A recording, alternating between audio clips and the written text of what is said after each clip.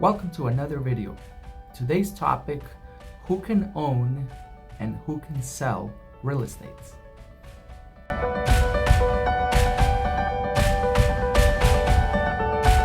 If you're about to enter into a real estate transaction, one of the most interesting things you need to confirm is who in fact is your seller. For most transactions, the seller will always be people, an individual or a group. So for example, the most common seller is a person, and you would simply check the name on the deed and verify they in fact own the property.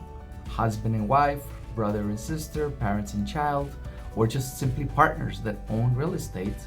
And when you're entering into a transaction, whether it's the offer, purchase and sale, or at the very moment of the closing in the quitclaim deed, either you or the closing attorney or settlement agent must verify the correct people who own the property are the correct people signing the documents conveying title to you. But apart from individuals, who else can either buy or sell real estate? Buying is easy. When you buy, you simply say, this is how I want to take title, and you provide the correct name, whether it's an individual or an entity. On the other end, if you are the buyer and you want to verify that the correct seller is in fact the seller of the real estate that you're dealing with, here are the names and entities that can own. So again, I already mentioned an individual can own a property. The second is a couple or multiple people.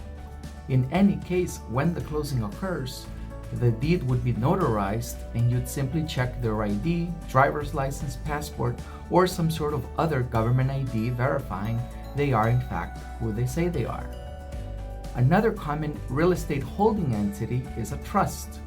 People put properties into trust for purposes of estate planning or simply as a holding entity. That is a separate topic, but you may have a seller that has real estate in the trust. In that case, the trust as seller has signatories, which are called trustees. The trustee documents may authorize that a single individual sign and convey the property. Alternatively, you may have multiple trustees required to sign off on the sale. At the time of the sale, if the seller is a trust, you are expected to see and receive what we call a Trustee Certificate. It's simply a document acknowledging that the sale is occurring and that the beneficiaries of the trust in fact have acknowledged or accept that the sale will occur.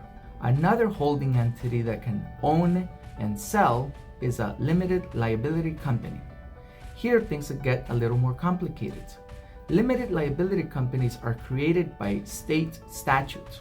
So when you are working with one company, you have to check where they are registered. If the company is registered in the very state that you are doing the transaction, it's pretty simple.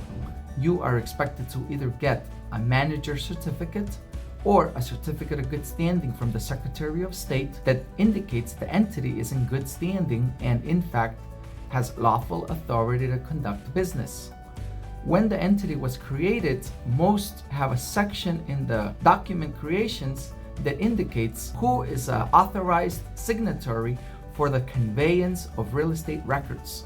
If you refer to those documents, you should be able to see that it's either the same individual signing, or for entities that are large, they designate specific people authorized to convey and issue documents that can be recorded at the Registry of Deeds.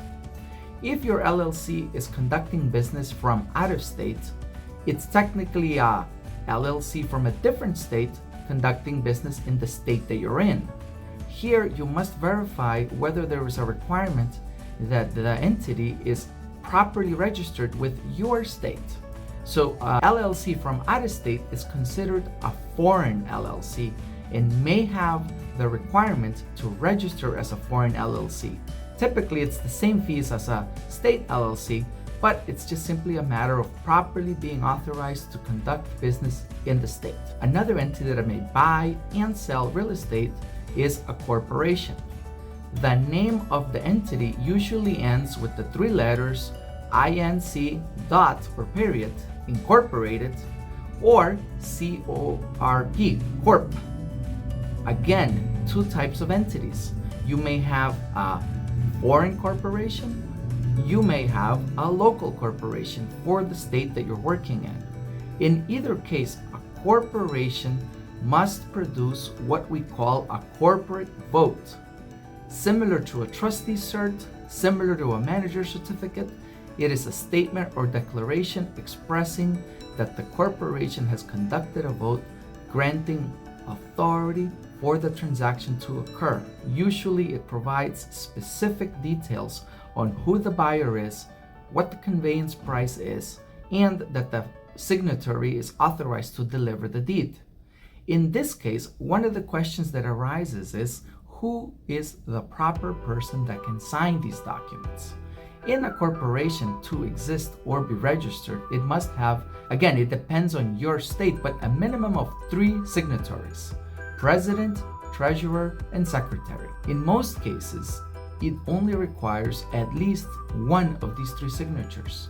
In some cases, it may require 2. The corporate documents are the documents that you can look into to figure out if that is in fact a requirement.